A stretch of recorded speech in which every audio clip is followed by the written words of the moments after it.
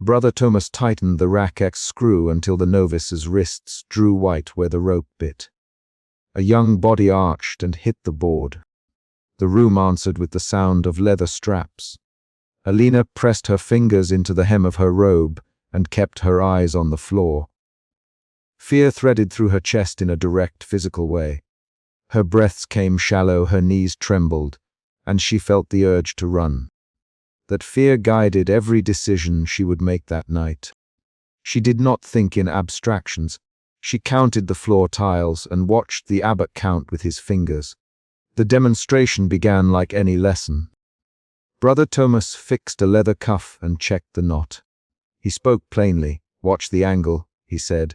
"Never let them pivot on the wrist." Abbot Severin stood to the side, parchment folded in one hand, a small iron key on a thong at his belt. The abbot's voice was measured, like a bell. "Obedience saves the order," he told the novices. Alina folded her hands until they ached. The central problem was visible. The monastery would teach extraction as devotion and use living men to test those methods. After the demonstration, the abbot moved the group into the chapter house with the calm of someone closing a ledger. He did not shout. He spoke in rules. Penance is a method. Severin. Novices shifted on wooden benches. Alina's mouth tasted of iron from biting her tongue. She watched the abbot hand small folded parchments to two brothers by the door. The calm tone masked the change. Ritual had turned into curriculum. The room smelled of hummed prayer and oiled leather. Those scents would later mark punishment, the way a mark marks cloth. Brother Thomas arranged the apprentices into pairs and showed a slate of positions from the locked scriptorium that night. He set a lamp on the table and opened the folded manual. Ink drawings lined the vellum with precise, cruel clarity. Straps, positions, pressure points labeled as if anatomy were a map to compliance. Alina, Brother Thomas, naming her twice. He pointed to a diagram and tapped, "You will be specimen for 2 drills this week." Elena felt the knot of fear tighten into a slab of cold decision in her gut. She looked up. "Why me?" she asked. Her voice was thin. Thomas answered without pity, "Because you listen. Because you want to make the mistake of angering your superiors." The exchange turned her fear into a plan. Survive, record, and hold the facts to hand. They moved the manual to a rear cell later that night. The scriptorium door clicked behind them. The candle flame leaned toward the cracked window. Brother Thomas demonstrated the first technique while a younger novice, Matthias, recorded each measure. Thomas' hands were clinical. He tightened a strap at a very specific angle and marked a threshold where pain became confession. "Apply pressure here," he said, tapping a place on the diagram. "Pause there, then change." They break in 3 cycles. The young novice wrote the cycles in haste. Abbot Severin observed and corrected a line of text with his ringed finger. He wore his habit plain but carried leather straps beneath it. The manual refused piety and offered calculation. Alina watched the ink dry and memorized letters with the mechanical precision of someone taking inventory of danger. Elena still protested when they named her specimen. "I cannot serve as that example every night." Her voice shook. She folded her hands behind her back. Abbot Severin did not raise his hand. "You will serve," he said. "Penance requires demonstration. The chapter will learn." There was no negotiation. Brother Thomas adjusted his iron wrist cuff and looked at her like a man assessing a tool. The decision landed on schedules and a quiet calculus. Drills at dusk and midnight, hidden beneath the outward work of the cloister. The young men who recorded the schedule spoke in small, efficient tones. "We will take shifts. Matthias, you will rest in the infirmary only when the abbot approves." Alina swallowed and felt the fear shift to a simmering, fierce refusal. That shift moved her fingers to the secret of the room, where she could hide a piece of paper. The first private drill happened in a rear cell repurposed as a practice room. Thomas closed the wooden bolt. The lamp smoke filled the room and tugged at Alina's hair. Thomas spoke in stepped instructions as he strapped her to a bench. He tested a restraint and applied measured pressure. "Hold her foot," He told Matthias, and the novice obeyed. Count the breaths, Thomas added. The method became a sequence of exact actions. Alina felt each instruction as a physical command against bone and muscle. She breathed shallow and counted aloud when forced. 1, she said. 2. The counting anchored her to the moment. Pain registered as numbers. Thomas' clinical zeal showed itself in the way he watched the clock and took notes on his small metal ruler. The practice hardened into ritual over several nights. The brothers came with oil lamps and leather aprons. Abbot Severin would sometimes stand in the doorway and listen, fingers folded around his rosary with a broken bead. He corrected posture and called out religious phrases between practical instructions. Confession should be thorough, he told them once. Penance should reach the marrow. The phrase tied doctrine to method. Alina's fear folded into a different feeling now. Shame at the thought that prayer and brutality wore the same face inside the chapter house. The second emotional shift occurred here. Fear moved toward a coiled, bitter anger that drove her to decide where she would hide her record. A scheduled penitential exercise was announced 3 nights later to the novices as a group obligation. Thomas prepared the rack and arranged men in a semicircle. Abbot Severin insisted the lesson escalate. We will demonstrate full procedure, he said.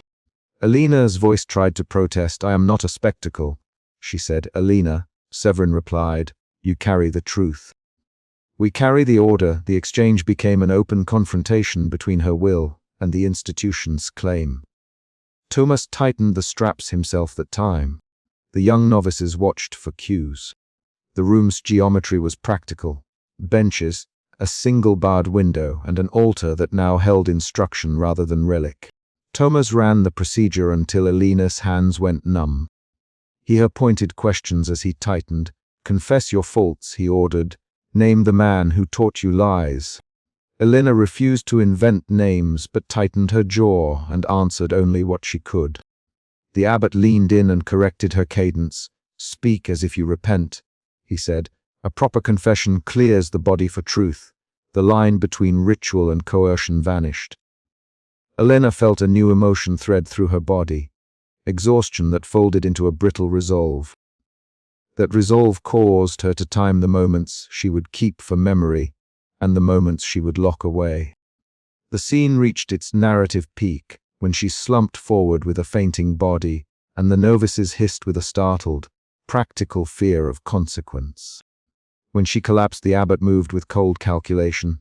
He did not show surprise. Clean it, he said. Take the tools. Wipe the stains. Reframe the incident by dawn. Brother Thomas collected straps and folded them into a cloth, as if closing a surgical instrument. The young novices removed traces under his command.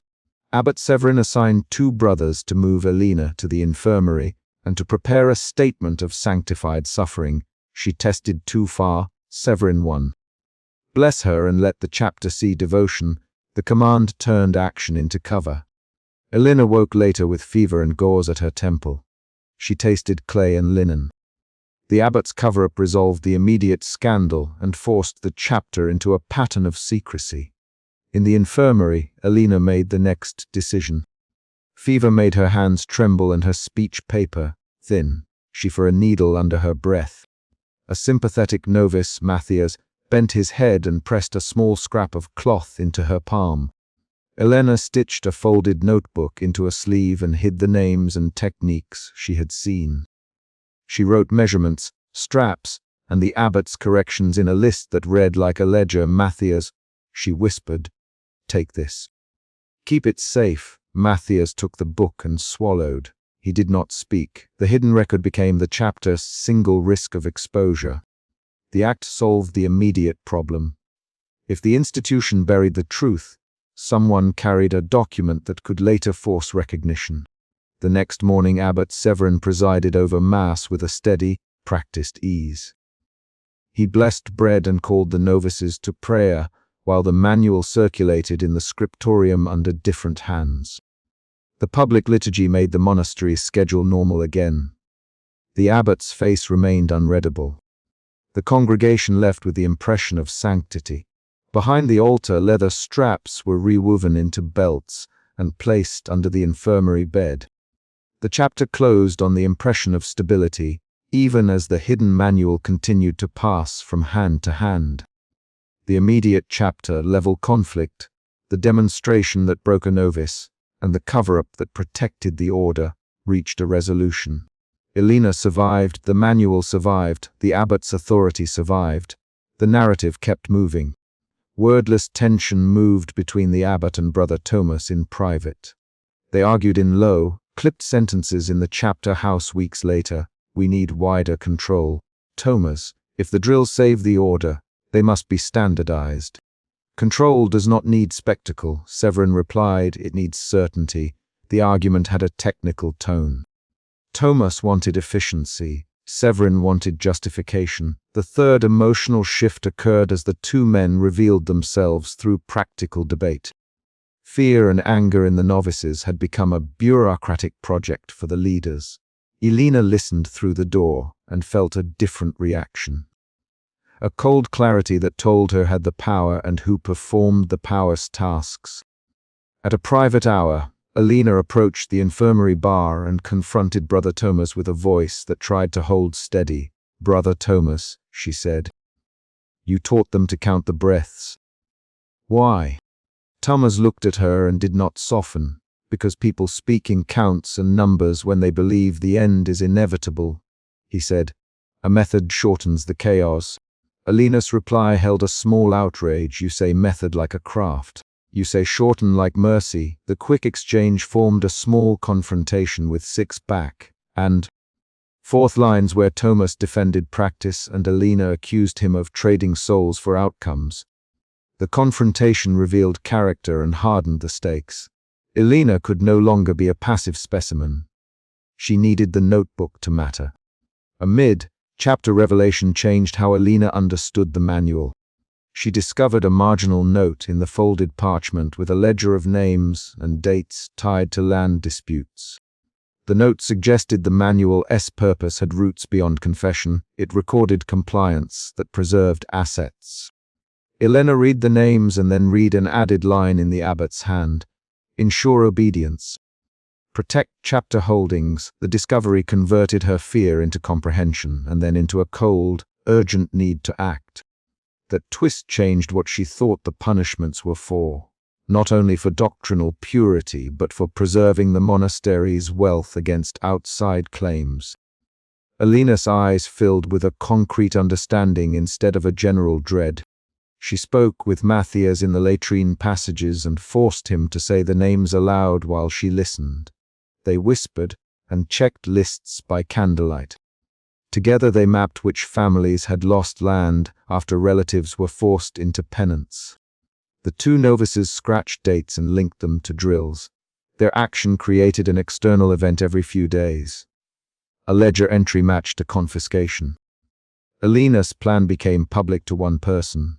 Matthias' choice to help her altered the direction of the story. He moved from passive recorder to an accomplice.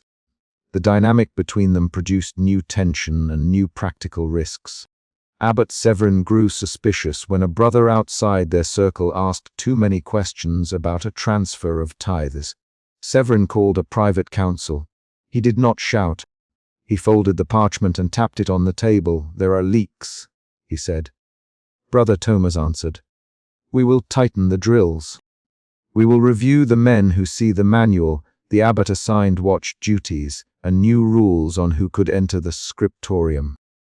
Their decisions tightened the noose on Elena's small rebellion. Elena felt the pressure physically. The watch shifts made her step more carefully and changed the time she could exchange glances with Matthias. A new event occurred. The abbot reassigned two brothers to guard the ledger, and that reassignment forced Elena and Matthias to change their method for preserving the notebook. Elena altered how she moved inside the monastery. She carried water, she cleaned bowls, she avoided scrutiny, and she learned the abbot's schedule. She used small, concrete actions as cover. Bending to tie a shoe while sliding a folded strip into a sleeve, touching a ledger to test an ink while memorizing a phrase. Each choice had precise consequences. Her fear and anger shaped these moves. They moved her fingers and set her pace. At times she tripped, and a bowl shattered. The sound itself produced a new event as two brothers came running, and their attention shifted away long enough for her to move a page.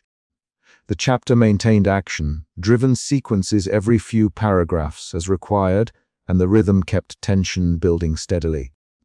A final practice was announced as a full lesson before harvest.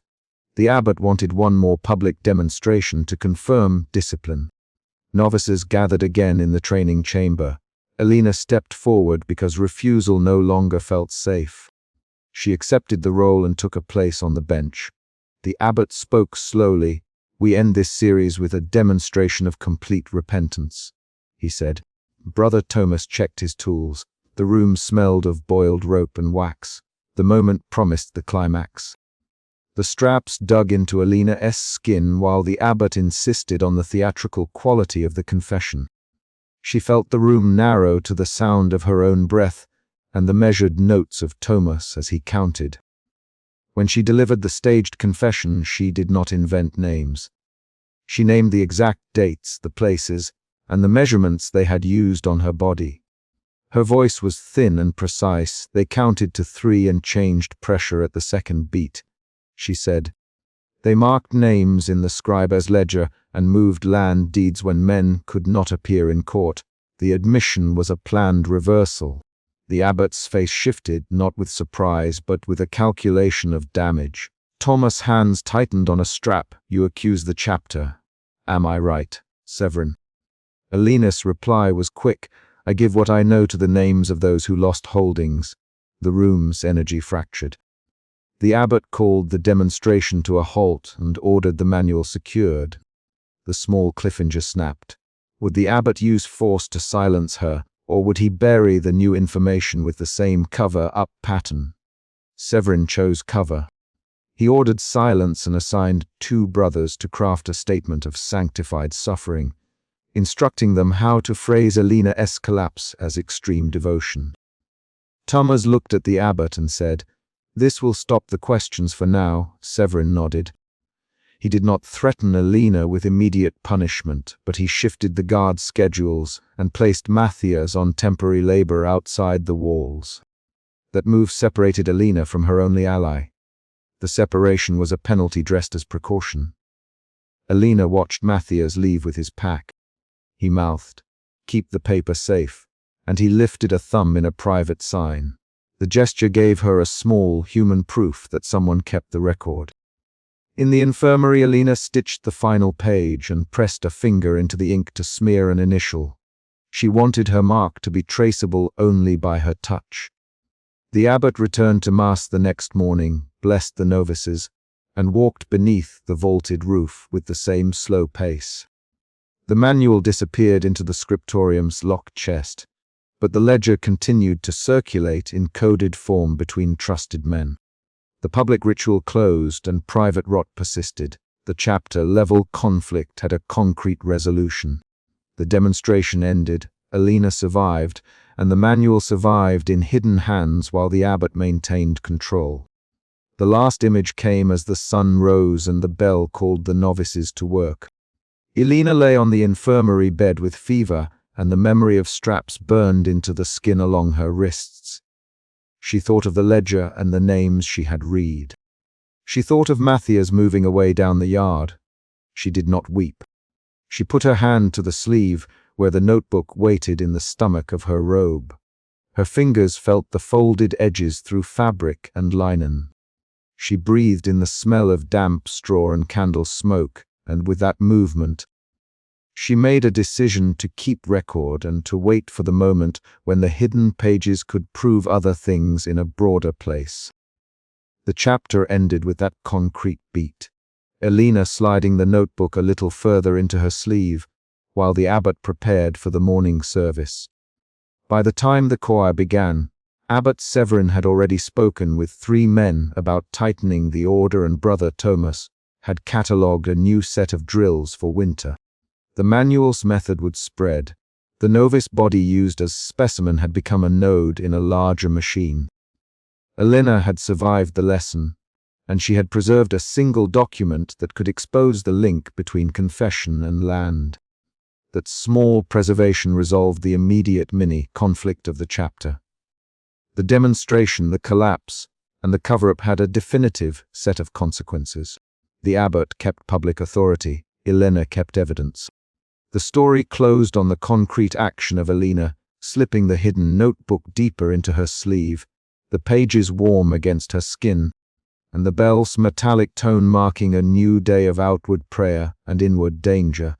A novice wrist shredded the rope as Brother Thomas turned the screw. Fear burned in Elena's throat as she counted the breaths between creaks. She pressed her knuckles into the hem of her robe and forced herself not to look at the swollen hand on the board. The chamber smelled of sweat and leather. The conflict was immediate. The monastery's training room had been converted into a classroom for breaking men, and Elena understood from the first tightening that her life now required choices she had not been taught in prayer. Elena had learned fear before. She had felt it when the rack bit a wrist in the prior session, and when her fingers had dug into the hem of her robe to keep from screaming. That earlier moment, when a body arched on wood and the room answered with the sound of leather on flesh, was still lodged in her palms. She used that memory now to measure the noise, a tool to count the cadence of instructions. She moved closer to the wall and held the stitched notebook under her sleeve, heartbeat timed to the dull thump of the screw. The central problem was clear within her first breaths. The monastery had turned ritual into a manual of extraction, and she could no longer pretend obedience would keep her safe. Brother Thomas barked an order. "Hold still," he said, and his voice left no space for negotiation. His words were short, methodical. Elena watched him check the leather strap across the recruit's chest. He smelled of oiled leather and metal. Abbot Severin stood by the doorway, folded parchment in hand, and watched with his head tilted. Severin's presence changed the air. He did not touch the tools, but his countenance ordered the room to obey. Elena noticed the scar on Severin's cheek and the way his fingers twisted the rosary. She catalogued those details while she breathed. The scene moved from instruction to demonstration. Brother Thomas performed a method with the precise motions of someone teaching a craft. He placed a strap, tightened a knot, observed the pupils' responses, and instructed the others to record reactions, record pulse, record sweat, he ordered. If the recruit stops coughing, note the minute, a novice wrote, and then looked away. Elena bent over her hidden notebook and copied the shape of the knot by touch, nails tracing the grain of the paper, while the room filled with the scrape of quills. Fear shifted into suspicion when Elena noticed the pattern of observation. The instructors were not testing to punish a single transgressor. They were training novices to repeat techniques. Suspicion settled in the way she watched Brother Thomas' eyes move through the room, assessing, cataloging, approving. She remembered the rack in the earlier session, and the way Thomas had cranked the screw until wrists bled. That image made her hands clench. She could not say the word conspiracy, but her body listed the facts. There was a manual, a sequence, and appointed teachers. After the initial demonstration, the session let out like a controlled leak. Novices shuffled from the chamber with heads down, rubbing sore wrists and trading brief nods. Elena stayed behind. She waited until the corridor emptied and the candle flames dipped low. She slipped along the stone and found a shadowed alcove where the niches held discarded prayer slips. Her fingers opened the stitched notebook. She lifted the corner of the training manual she had smuggled from the refectory days earlier and began to copy diagrams by candlelight. She worked with slow hands. The ink blurred when she lifted the pen too fast. The diagrams were precise. Positions, rope placements, pressure points annotated with measures and expected responses. The manual used clerical language to hide instruction. It called a restraint a correction and a confession cleansing. Elena copied the labels without repeating their euphemisms. She wrote what she saw. She wrote the angle of a loop, the span of a strap, the exact phrasing of an instructor's correction. Doubt shifted into deeper fear when she found a loose folio tucked between sewn pages. The folio listed names beside prescribed torments. Specific methods matched to individuals. She read a name and felt the air leave her. The list included novices she knew by face. It included household servants and visiting pilgrims. She fingered the ink and realized the manual assigned suffering according to perceived resistance. The curriculum had become a ledger of people. Elena tried to remove the leaf quietly. Her fingers slipped on the damp stone. A footstep sounded too close. Brother Thomas' shadow filled the corridor, lantern held low, iron cuff glinting. Elena, his tone was flat. She had not expected him to know her name. She should have expected it.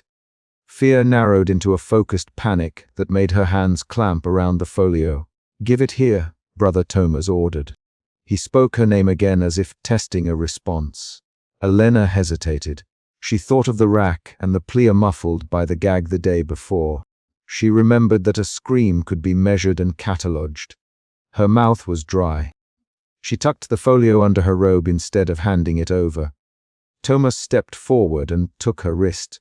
He did not strike. He moved with the surgeon's patience of a man who had practiced pain as a craft. "You should not be here," he said. "I was copying diagrams," Elena answered. Voice thin, for the learning, her words aimed to place her in the permitted category, to present an excuse that might avert scrutiny. Brother Thomas frowned for the learning. "You draw diagrams of knots, but names are not copied by novices. Where did you find that page?" Elena kept her jaw tight. "In the refectory. It fell. I found it." She felt the space between her words shrink. She had to make a decision. The manual, if revealed incorrectly, meant immediate selection. Abbot Severin arrived at the corridor with slow steps. He did not rush. He folded his hands over the parchment and said, "Bring it here, Elena." His voice was cold and measured. The arrival of Severin shifted the scene into a formal tribunal. His mere gesture reframed the charge from a petty theft into a doctrinal breach. Brother Thomas released Elena's wrist and stepped back.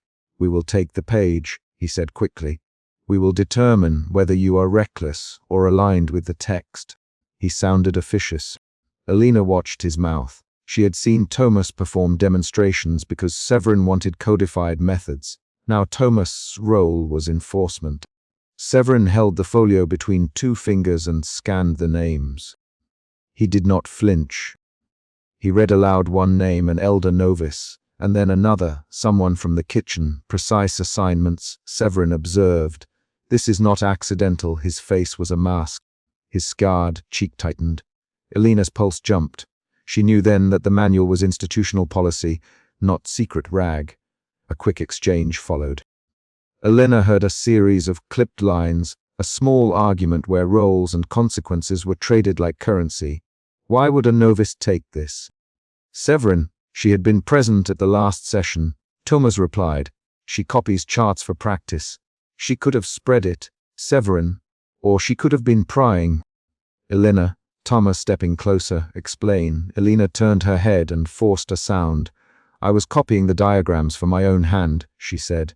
"I thought if I knew the loops, I could understand the corrections." Severin's eyes fixed on her. If knowledge becomes doubt, doubt becomes behavior. If behavior becomes contagion, we correct it." His hand tapped the parchment. The tapping was a small percussion that spelled consequence. The confrontation contained rapid exchanges, the kind the rules demanded.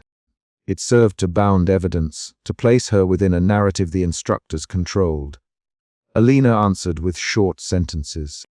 Her replies were compact, human, and grammatically clear. She used her name in the conversation when addressed. They addressed her frequently. That speech pattern helped the tribunal maintain control and kept the exchange sharp. Severin contemplated for a long breath. Then he dictated her fate. She will not be cast out. She will be taught to read what she copies. She will learn the difference between confession and extraction. He folded the folio away with the same slow certainty he used when blessing bread. "Brother Thomas will make the lesson public." She will be an example. Elena felt the floor tilt for a single second. Fear became a different animal. It turned to calculation. She measured options. If she refused, she would be punished in ways the manual labeled corrective. If she accepted, she would become a living demonstration. Either path would expose her to the techniques she hoped to document. She saw a narrow road. Survive the demonstration and hide the folio elsewhere. The instructors led Elena to the chapel that had been turned into a tribunal. Candles burned low on the altar. The assembly of novices formed a thin ring around the dais, faces pale in candlelight. Elena walked between Brother Thomas and Abbot Severin. She could feel Thomas's gaze like the strap of his hand on her elbow. Abbot Severin's voice called out formal words about discipline while the novices watched. Brother Thomas arranged a restraint for demonstration. He chose a trembling recruit and fitted a new apparatus onto the wrists. Elena recognized the movement patterns from her copied diagrams. She could see the knot positions and the small devices used to maintain tension. The recruit's breathing became shallow as Thomas tightened the mechanism. The watching novices jotted notes, their quills scoring the air. Thomas narrated each step in clipped commands. Place the loop here. Pin the elbow. Note the angle. If the eyes roll, count the seconds. Do not let them sleep. The instructions were clinical. The language made the act a procedure, removed from moral judgment. Elena listened and wrote without being allowed to speak. Someone in the assembly muttered, "Is this devotion?" The voice trembled. "It is correction. Severin, devotion is shown by obedience." The trainee arched and made a sound that was not a scream but a raw exhalation. Thomas adjusted the mechanism. Elena watched every motion, every measured breath. Her body catalogued a list of motor actions and their likely results. She typed them on the inside of her head, so she could later place them in her stitched notebook. Mid-chapter, a twist changed the frame. A senior novice, Jax, a name Elena had heard in the refectory, stepped forward and challenged the procedure. "Brother Thomas," he said, "this method will break confession into mimicry. Men will confess to stop the pain, not because they have sinned. How will that serve God?" His words were precise and forced the room to choose between doctrine and method. Thomas answered rapidly, "Jax, you do not see efficiency. The purpose is order. Order keeps the abbey whole. Order built on forced words is brittle." Jax. Severin intervened with a single line, "Order guides mercy." Debate ends here. The verbal clash was brief, but it revealed something unexpected. Not all senior novices were silent instruments. Jack's objection reoriented the assembly. For a moment, Elena saw that the institution's consensus was not absolute. That challenge created a mini cliffhanger. Would Severin relent or tighten control? The assembly held breath, and then Severin closed the moment by assigning Thomas to refine the curriculum and to use demonstrations to teach obedience. Jax returned to his seat, face set. The small rebellion had not overturned policy, but it had exposed a fault line in the monastery's discipline. After the public demonstration, the instructors returned to the refectory and the assembled manuals. Thomas paced while Severin reviewed the bound sections. Elena waited at the edge of the group and felt the knot of the folio beneath her robe. Her hands cooled as she considered her options. She could attempt to remove the page later, when the archives were unattended, or she could risk a direct appeal to Jax. The decision hung like a tool over her head. Elena chose subterfuge. She knew strength could not come from speeches. It would come from a hidden record. She let her voice remain small and her actions precise. When Thomas called for the novices to practice strap work, she volunteered to prepare the leather. "Brother Thomas, let me fetch the oil," she said. Her voice was short. Thomas nodded and handed her a lamp.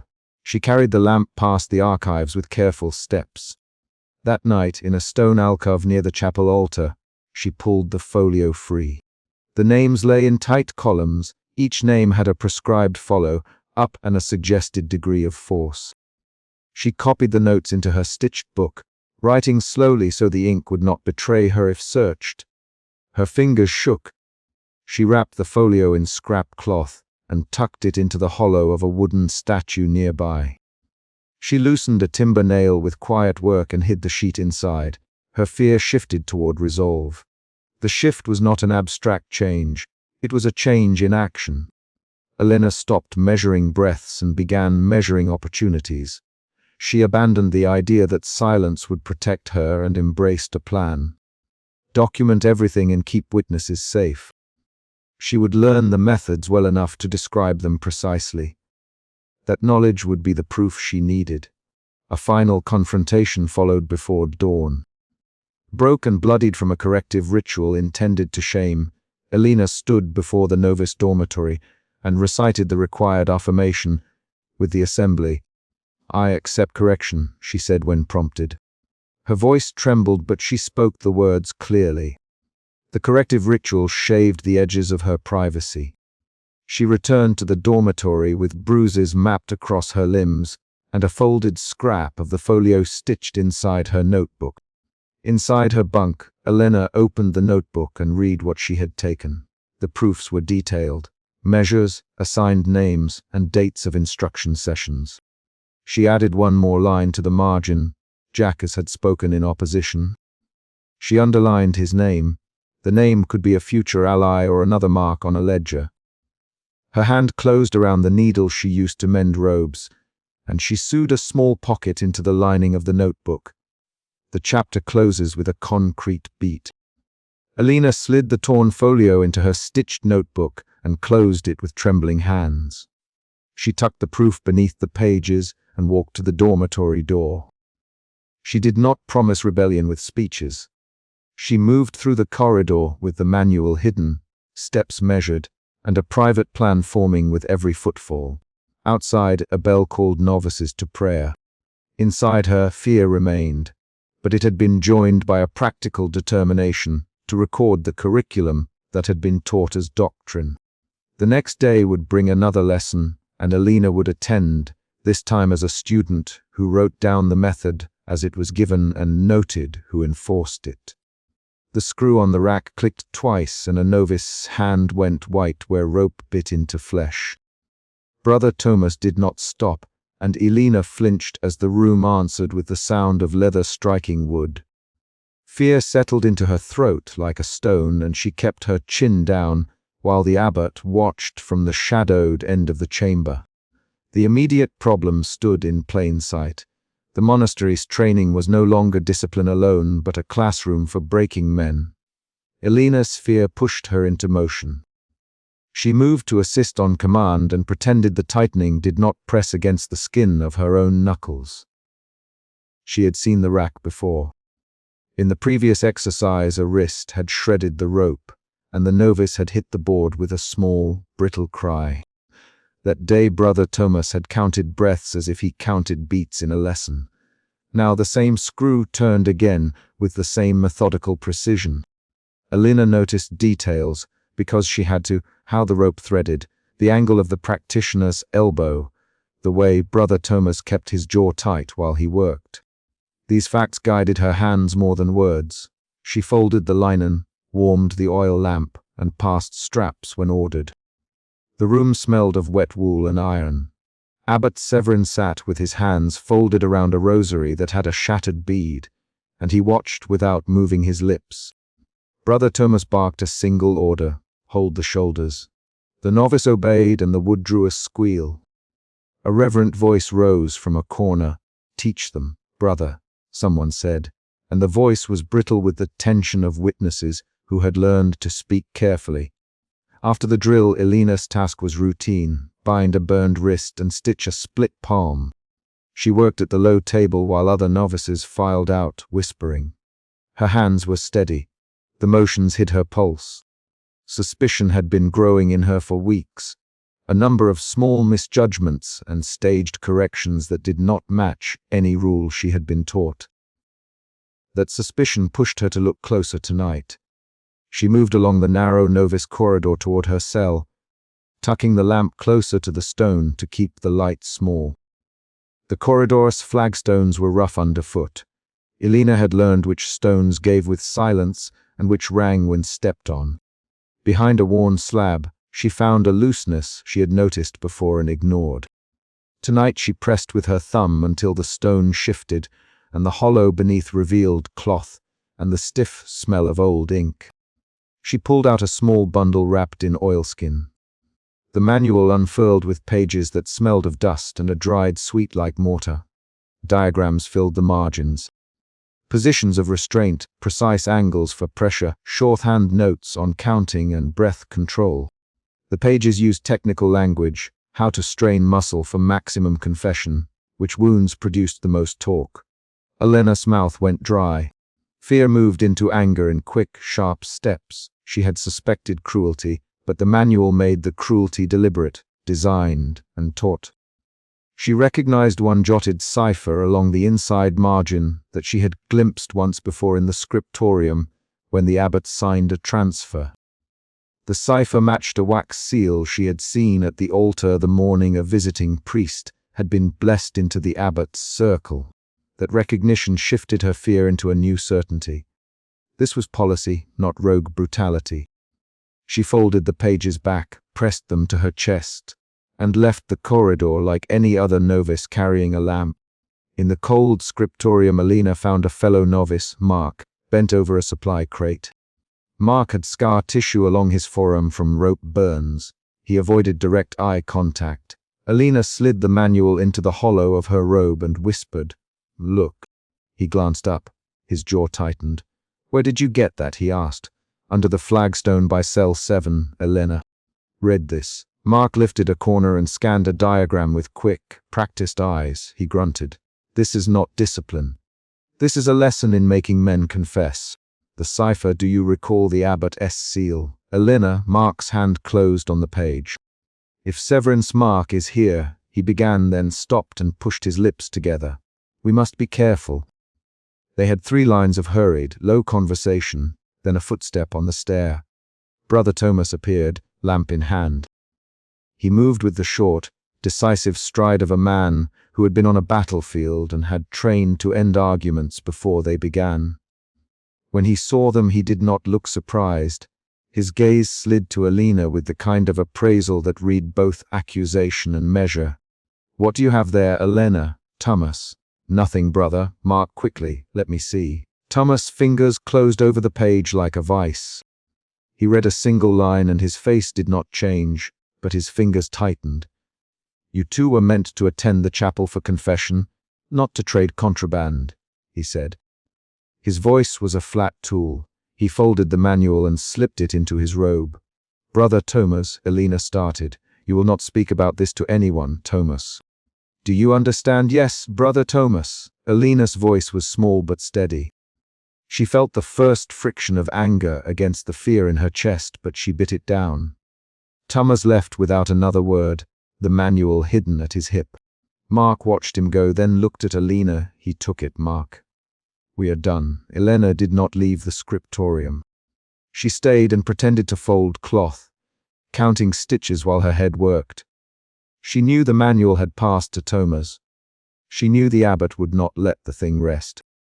Her suspicion turned to a plan. She would find evidence that connected the manual to Severin. She slid from the scriptorium to the chapel alcove where a thin scribe named Matteo kept titles and seals. Matteo was a small man who kept his head down and his ledger close. Matteo paused when Elena stepped into the alcove. He wiped his ink-stained fingers on his robe and blinked. "Elena, you should be at rest," he said. "Matteo, do you ever catalogue seals?" she asked. He looked at her hands and then into her face. "I record delivery papers. Seals are in the register."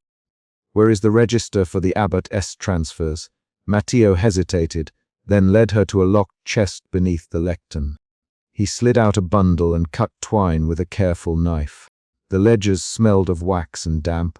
Elena thumbed pages until she found an entry with a priest's name and a signed mark.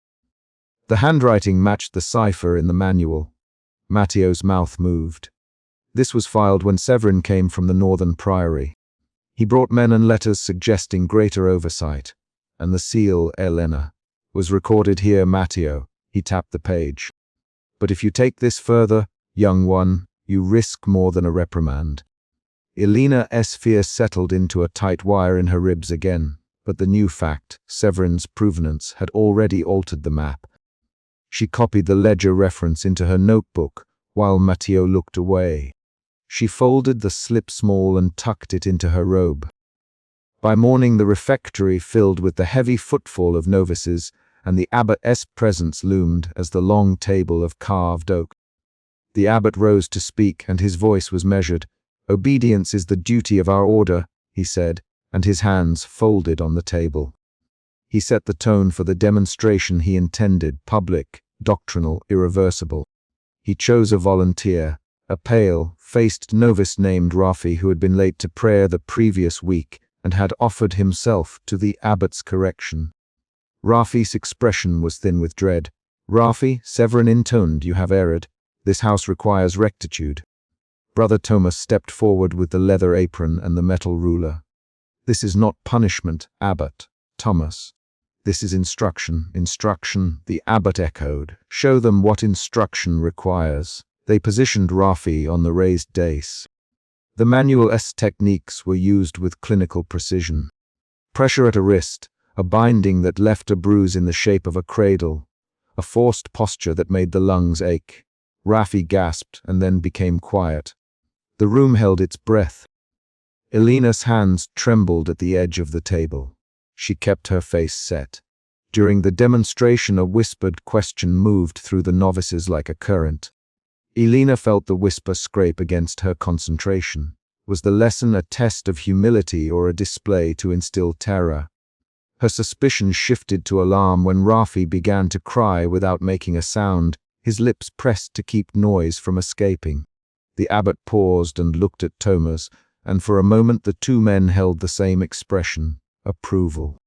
Elena rose when the exercise ended and joined the novices filing out. She kept Mark beside her and watched Severin's fingers on the rosary. The manual had taught them how to break a man in public while giving the institution an excuse. That knowledge punched at Elena's resolve and sharpened it into something colder. She would not let the manual vanish into cellars and memory. She tried to hide a page in her sleeve as she left the refectory, but a scribe intercepted her with a request for names. Her movement made the small paper shift. Brother Thomas' eyes found the fold. He stepped in front of her with a motion that closed the space. "Elena, Thomas, you come to me often in sudden motions. Give me the silent things you carry." "I meant not hiding anything, Brother Thomas." "Elena, you were not at the altar last night when I sent word." Thomas's voice flattened. "You were not in prayer either." "Where were you?" "Binding the wrist in cell 5, she said. "You lie poorly." Thomas' hand found her wrist and squeezed. The grip hurt. "Show me your hands." Elena opened her palm. Thomas scanned the seam of her sleeve, and then smelled of something like oil on his thumb. He found nothing but stubbornness. He let go, but his eyes did not leave her. She met his gaze and said, "Brother Thomas, if you are withholding the manual, you are betraying the order." Thomas' expression went hard. For a second he looked younger on the inside, less the polished trainer, more the soldier who had learned a different code. "This house demands order," he said. "You do not decide for it." They exchanged 3 more clipped lines. Elena demanded a reason. Thomas the abbot had sanctioned methods. Elena named the ledger and the seal. Thomas warned that accusations led to exile. The confrontation ended with Thomas walking away and Elena left with a heavier certainty that the manual wrote passed through Severin and Thomas alike. That evening she made a plan to smuggle a page out. She would go to the cloister walkway at dusk when torches were lit and shadows lay long. She stitched the page into the hem of her prayer cloth and folded it small. The act of concealment steadied her hands. Fear had become a tool she could use. It kept her careful. Dusk on the cloister was a thin light, and the columns cast long bands across the flagstones. Elena moved with the practiced quiet of someone who had learned to count steps and avoid creaks. She hummed under her breath a line of a litany she used to steady her breathing. A rustle ahead betrayed another presence. Brother Thomas stepped from the arch and blocked her path. "Elena, Thomas, What do you carry in that cloth? She moved to pass him, but his hand closed on her elbow. Let go, brother, she said. Not until you answer. Thomas's jaw worked. If you think to steal the Order's property, you do not understand the consequences. Elena tightened her hold on the folded cloth and pulled. Thomas tightened his hold back. The cloth slipped partly free and a corner of the page showed. Thomas' eyes narrowed. The manual's diagrams were visible. Drop it, he said. No. Elena pulled away and the cloth tore a fraction. No, Brother Thomas, I will not let them hide this. Thomas' face shifted from command to something like a calculation. He shoved her against a column. You will not force my hand. They tumbled into a struggle. Elena used the small, fast movement she had learned from binding wounds, a twist of wrist, a plunge of weight. Thomas countered with the soldier's lock and a shove that sent her to her knees. The manual's page slipped across the stone. Both reached for it. Give it here! Thomas snapped. Finders keepers, Elena retorted, and for a second her voice held a brittle humor. Thomas struck the page with the heel of his hand. Matteo's shadow fell across the corridor. What is this noise? Matteo. Matteo, go find the abbot, Thomas. Take no steps aside. Elena shoved Thomas hard enough to break his grip and rolled. She snatched the page and clutched it to her chest. Thomas lunged and his fingers caught her sleeve. She twisted free and ran for the outer archway. Thomas followed. They exchanged 3 rapid lines, commands and denials, while novices behind a column watched with eyes that widened. At the cloister's edge, Thomas forced her against the low wall and his voice dropped to a hiss. You will give me the page, Elena, he said. I have orders to remove any who threaten the program. Orders from whom? She asked. From whom you name in the ledger. Thomas's face hardened. Let go. She drew a breath and met his hands with hers. They strained until a twig of noise snapped somewhere deep in the cloister. A group of novices stepped into view. One of them shouted for peace. The noise woke the abbot's interest.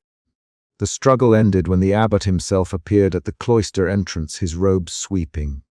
He did not hurry. He walked with the steady pace of authority. He took in the scene with a single sweep of his grey eyes. What is this disturbance? Severin.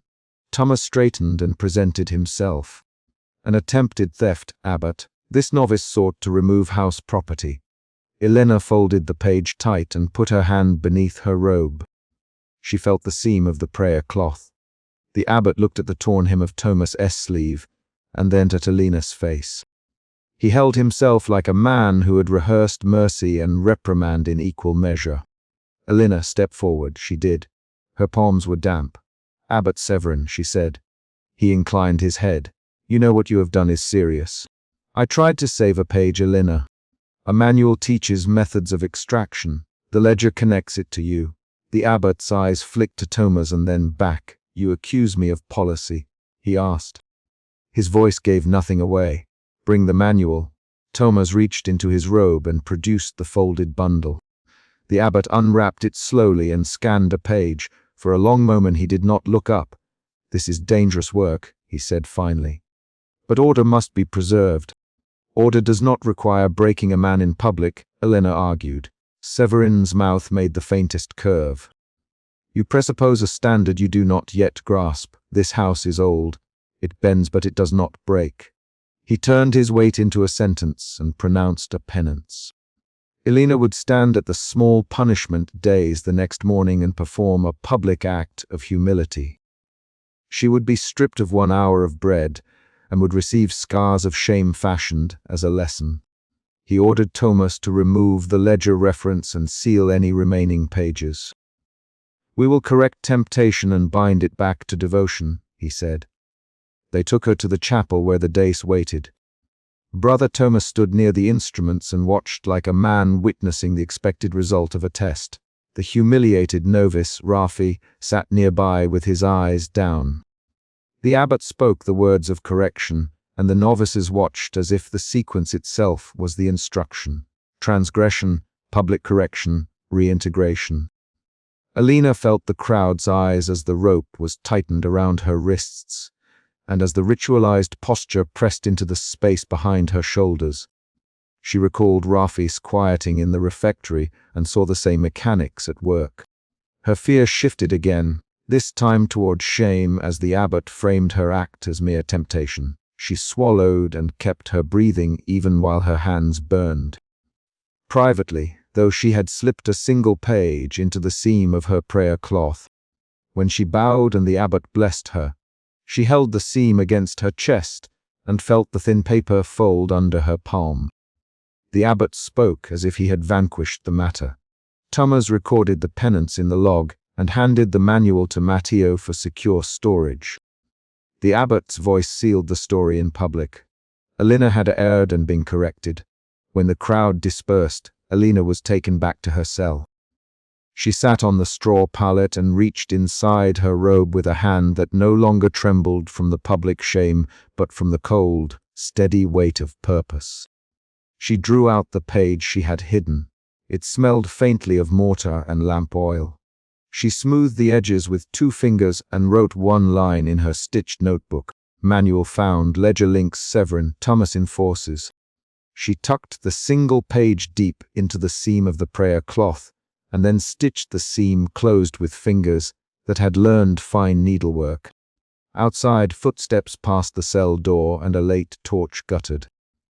Elena placed her notebook beneath her pallet and pressed her forehead to the wood of the table.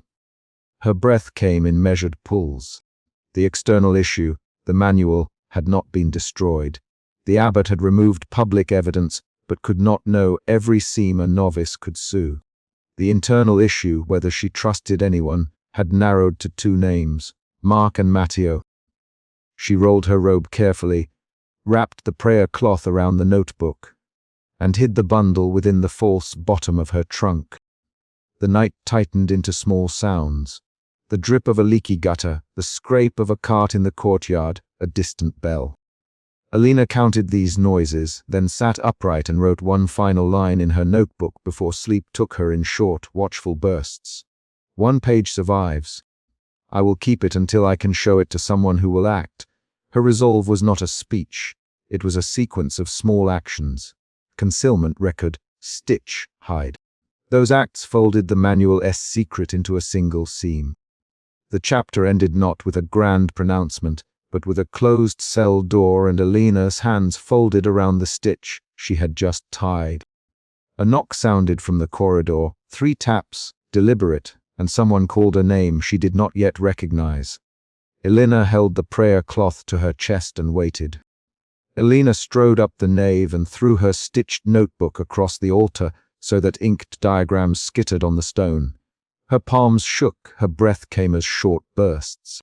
Betrayal lived in every muscle. The choir froze. Someone hissed a prayer, another clapped a hand to his mouth. Elena did not look at any face.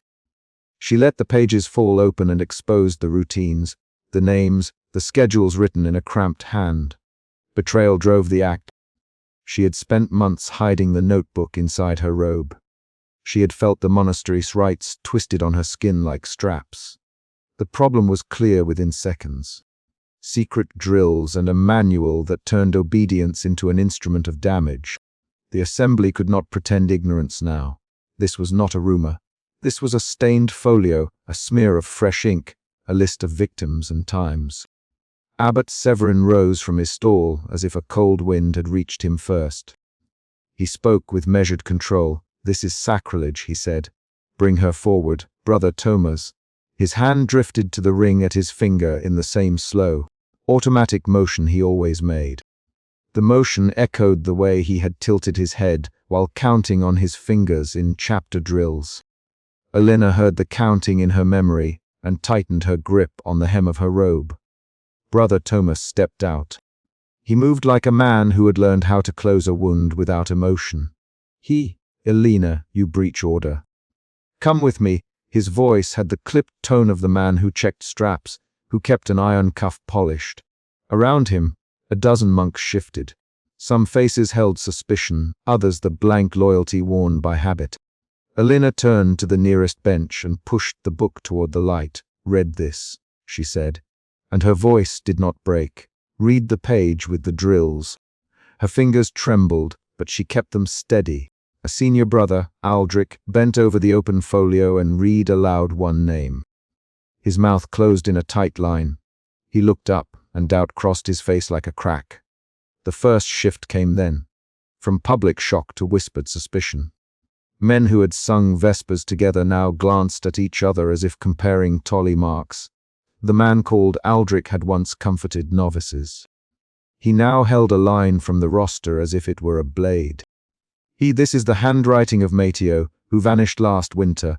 The mention of Mateos' name sent a small, sharp sound through the nave, an old memory, specific and concrete. A scraped forearm, a missing loaf from the pantry, the way Mateo had limped after training. Those were details the brothers could verify. Severin's face did not betray panic. He moved to the lectern and spoke with the voice that had calmed the chapter for decades. Brother Aldrich mistakes the ink. This is slander. The novice seeks to break our peace. He fixed Alina with a narrow look, and the room answered with a murmur that began to align behind him. Anna, a silent sister tending the herb garden at the infirmary during the day, had taught Alina how to hide ink in the seam of a robe. Alina remembered Anna's hands pressing a scrap of cloth into her palm. The memory of that help fed the next action. Something else happened inside the first minutes. A junior novice near the choir table coughed loudly enough to draw eyes. A spark of attention moved the assembly away from a single voice and toward evidence. Alina flicked a page to an inked diagram. The drawing showed a rack and a set of positions for restraints. The illustration named instructors. The shock sharpened. People started to point. Thomas lunged. He reached for the notebook. The second emotional shift unfurled from suspicion to fear. Thomas grabbed Alina's sleeve. He pulled her down the aisle toward the sacristy. He, in a clipped tone, "Do not make this worse, Alina." She did not struggle at first. Her jaw tightened. She had learned to hold her body small. She had learned from an earlier lesson that restraint could mute a scream. Still, she planted her feet and said, "Brother Thomas, you cannot hide this. The manual is here." Her chest felt scraped raw from breathing too fast. A shove turned the public scene into a private chase. Thomas marched her through the cloister corridors. The torches threw the stone into serrated shadows. They passed the cell, where the rack still hung in the corner of memory. Alina saw the groove where rope had bitten flesh and remembered the board under a novice's knees. The corridor smelled of old straw and wax. A monk in the doorway hesitated, and then closed the door with one shoulder. The sound of the door shutting became a punctuated count. 3, 4, 5 steps down the hall. In the archive, Thomas reached and tried to wrest the notebook. "Stop, Elena. That book will ruin more than faces." He pulled harder, fingers closing around cloth. Elena twisted and knocked over a small shelf. Parchments fluttered like the sound of pages. A candled lamp tipped. Oil licked the stone. A few monks outside the archive heard the noise and came rushing. Elena jammed a hand between Thomas' fingers and the book. "Stop it, Thomas," she said. "Brother Aldrich knows names. The ledger ties schedules to your drills. You trained them." She pressed words into accusations because she had to force attention away from her own shaking limbs. Thomas spat, "You lie," and the room stank briefly of the metallic tang he always wore. Senior Brother Aldrich burst into the archive as the argument rose. He was a large man with a voice that could still command the refectory. He grabbed the ledgers from a shelf, and with a sudden motion, pulled a roped folio that had been slid beneath other volumes. Elena saw a list of names with times and notes. There was Thomas S. Mark in the margins, an abbreviation he used when preparing novices for drills. Aldrich read aloud a time and a name connected to a training slot. His hand trembled. The third emotional shift hit. Fear flipped to anger. Faces in the archive hardened. A monk who had once laughed in the yard now glared at Thomas. "Aldrich, Brother Thomas, explain this notation. Why is Mateo listed under rigor?" Thomas' jaw worked. We trained for obedience. That is all." His voice tightened like a strap. A conflict burst forward in quick dialogue as more brothers crowded into the room. Severin must answer. Someone called. Severin locked the infirmary keys last month. Said another. He alone held the ring, said Aldrich. The charges multiplied. Conversations cut across each other. Elena moved between them, pointing at the ledger. Her hands left ink on the page. There is a manual. It names positions. It names those who oversaw sessions. It is not just Thomas. It is written into the office. Her words landed like stones. Severin arrived with a small group of loyal brothers. He reached for the folio and tried to close it with an oath. This book is a contrivance. A novice can stitch anything into a seam and claim it is law. He held out his hand in the old gesture of blessing and then, without breaking tone, tried to take the ledger. Aldrich stepped forward and said sharply, "Do not touch it, Abbot. We will not burn evidence." The line trembled between ritual obedience and a rising willingness to test authority. The revelation that Arosta tied a trusted senior brother to schedules shifted suspicion from individual cruelty to institutional design. Elena had feared a lone monster. The ledger proved a system. That twist, Aldrich's name linked to training schedules, changed how the men understood the last year's absences and the rack's frequent use. The room's questions became aimed at practice, not only at Thomas. Thomas, who had once told Elena how he had learned to treat pain like a measure, fell back, suddenly quieter. The argument turned physical when Severin lunged for the ledger. He tried to rip pages, to crush the ink beneath his fingers. Aldrich and two monks restrained him. Thomas pushed forward. A scuffle began near the window where a stray moonbeam cut the dust into a knife. Gloves scraped on leather. The abbot's ceremonial ring knocked against a table and sent a small clink that lodged in Elena's memory. He tried to strike the book with the edge of his hand. One of the monks, thin, sallow-faced Brother Merrick, grabbed the ring from Severin's finger and held it up. The ring and iron key fell onto the stone like evidence. That moment was the climax. Authority collapsing into human motion. The fight pulled in the entire assembly. Men who had feared the abbot now had his keys. Thomas found his hands pinned. Severin's face turned red with anger. He hissed, "You betray your vows, Aldrich." "Severin, the ledger speaks. We will not hide crimes under prayer." The exchange snapped into short lines. The argument churned with quick back and forths. "Severin, stop." "Aldrich, this is blasphemy." "Severin, where are the wounded names?" Aldrich demanded, "You will answer for these claims." "Severin, no." Thomas began, and then was cut off by Merrick. "Hands off, Merrick, we keep this ledger." 3 monks held Thomas. 2 others pushed Severin against the archive shelf. The abbot's ceremonial ring and the small iron key slid across the floor and stopped beneath a ledger. Aldrich picked up the key and handed it to Merrick. The act felt like the final measured motion of a proper court. A transfer of tools, a removal of instruments. The physical act changed the balance. Authority could no longer hide behind ceremony. Noise thinned into a tense silence after the scuffle. Men panted. Thomas tried to pull free. Elena bent and took the notebook from the floor. Her fingers were sticky with spilled wax from the knocked lamp. She placed her palm on the ledger and said with a voice that did not tremble now, "We put copies in the infirmary records. We document what was done so it cannot be hidden again." Aldrich looked at her and nodded. We must decide." The decision did not come all at once. Some monks wanted immediate punishment for Severin and Thomas. Others argued for secrecy.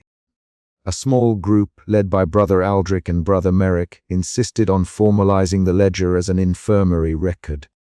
They argued that the abbey could only survive if truth had a place to rest.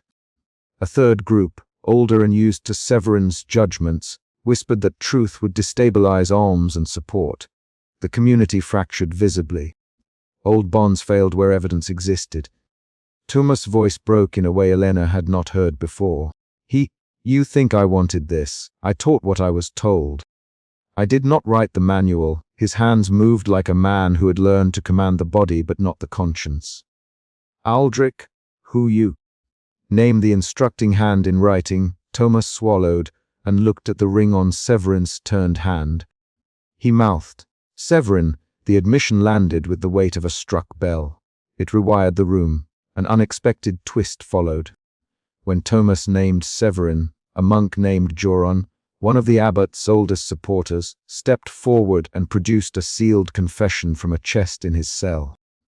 The confession was not an attempt to destroy Severin. It was a record of how Severin had directed festival discipline to include training sessions, how he had used visitors' permission to conduct drills, how he had hidden logs inside liturgical margins. Joron's voice was steady. "It is written here. I kept it because I feared I would be punished for silence." The presence of Joron's confession proved that complicity had more than one voice. At least 2 men who had once called themselves loyal to Severin now tore a page from the ledger and knelt to read it aloud. The names matched places where absences had been reported, and where novices had returned with new bruises. Elena closed her eyes for a moment and saw, not in abstract, but in exactness, the rack-esque screw biting into a wrist, the sound of leather against wood, the acrid tang of oiled leather that Thomas used to carry. Those concrete memories fortified her resolve. Outside the archive, in the cloister courtyard, the monks gathered in small clusters. They argued with short sentences that cut to the bone. The debate moved from accusation to procedure. Aldrich proposed, "We detain Severin in the guest house and place the ledger in infirmary records. We hold a council in the morning and call witnesses." A brother objected. "We will lose donations if the lay patrons learn of this." Another, "We must consider the safety of novices." The conversation turned to practical decisions rather than abstractions. Severin, now restrained by practiced hands, said nothing at first. He had been forced into a posture he used to reserve for penances, head bowed, hands folded. But now his hands were cuffed with a soft leather band, and an iron key lay in Merek's palm. He spoke once and then paused, measuring each syllable. "If you release this ledger to the world, you will kill the abbey's work," he said. "You will hand our offerings to ruin." The speech tried to bend their choice towards secrecy. Aldrich answered with eagerness that did not flatten into softness. "We will not hand living men back to hidden cruelty." The answer settled the community into a guarded plan. That night the monks moved with hard efficiency. They took the original manual, Elena's notebook, the ledger, and copies of Joron's confession into the infirmary archive. Aldrich and Merek supervised the entries. Each document was described aloud, inked into the ledger with neat script, so that the infirmary would record the instruments and the sessions by date and name. A scribe, pale and trembling, wrote the entry while Elena stood close and watched the pen score the page.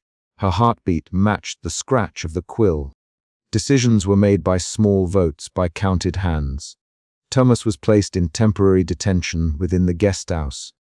The bandaging of wounds would be overseen by brothers outside Severin's control. Severin was confined to the old guest room assigned to sick elders, with 2 monks to observe him and a sealed chest placed across his simple table. They removed his ring and his key and boxed them together. The concrete choreography of restraint felt like justice rather than ritual. Dawn came thin and sharp. Elena walked to the infirmary with the original manual tucked beneath her arm. The chest of instruments sat in a corner of the infirmary, its rusted hinges visible. Sister Eni attended the records table. Aldrich stood beside the rack of herbs and watched as Elena slid the manual into the infirmary's heavy chest of documents. The final action in the chapter was precise. A formal entry was made, a label fastened to the cover, a wax seal impressed. Elena placed her stitched notebook beside the manual and pulled a small strip of parchment from her sleeve. She wrote her name in slow letters and then pushed the page into the records with a steady hand. She looked at Aldrich and said, "If the abbey ever asks why we took this step, let them find the record." Aldrich nodded and closed the chest with a key he still retained, an archival key different from Severin's own. At the abbey gate, Elena paused. A small group of sympathetic brothers gathered with travel satchels. Brother Aldrich handed her a wrapped loaf and a thin cloak. He quietly, "Go. You have done what you could. We will face the council tomorrow." Elena breathed in the smell of dawn, cold stone and boiled herbs. She did not speak of victory. She felt the absence of simple things. The weight of a lost novice laughter, the scar along her jaw where a strap had cut her. The thin vertical mark on her lip she touched now like proof that she had survived. She left the cloister with a small group of brothers who had chosen truth over safety. The final beat remained concrete. She walked through the gate carrying her notebook and the knowledge that the manual had been entered into infirmary records. A monk closed the gate behind them, and the sound of the iron latch clicked like an ending. Inside, the abbot sat in the guest room with his hands empty of ring and key. Outside, the first sunlight slid across the road and caught the edge of Elena's cloak. The chapter ended not with a promise but with a sealed chest in the infirmary and a footstep leaving the abbey.